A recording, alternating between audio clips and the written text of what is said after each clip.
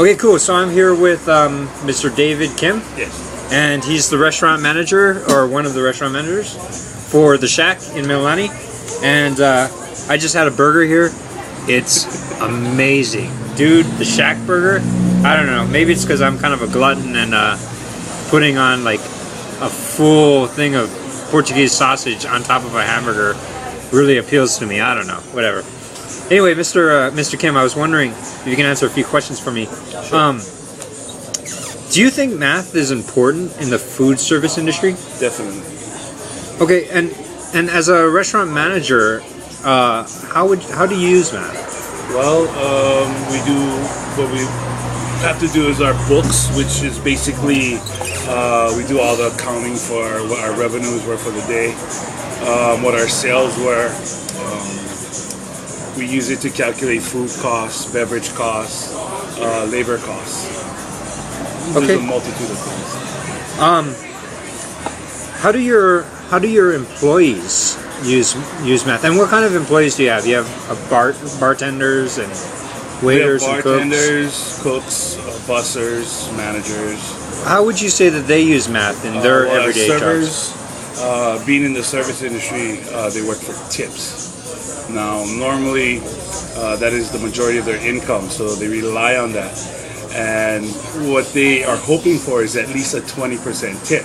So that right there, that percentage, 20%, say your bill was $20, Yeah, they would hopefully get $4 tip on a $20 tab. yeah.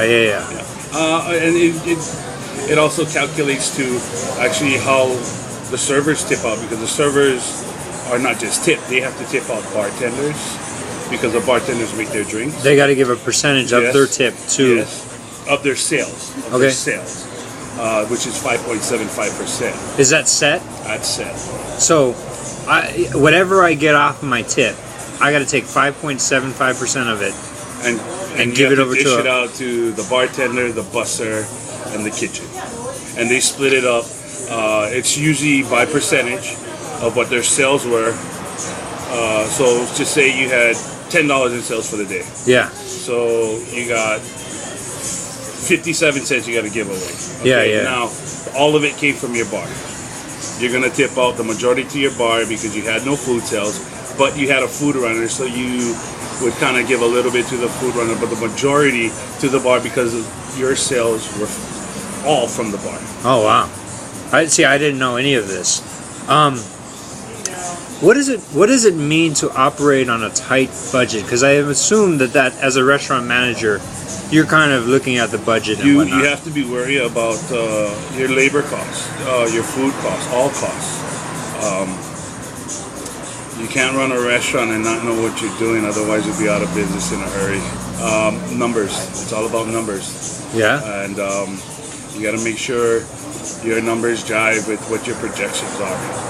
And if not, adjustments need to be made. Either you are selling your product at a too low of a price, or you're having too much spoilage, or you're having too much breakage. It's about your numbers.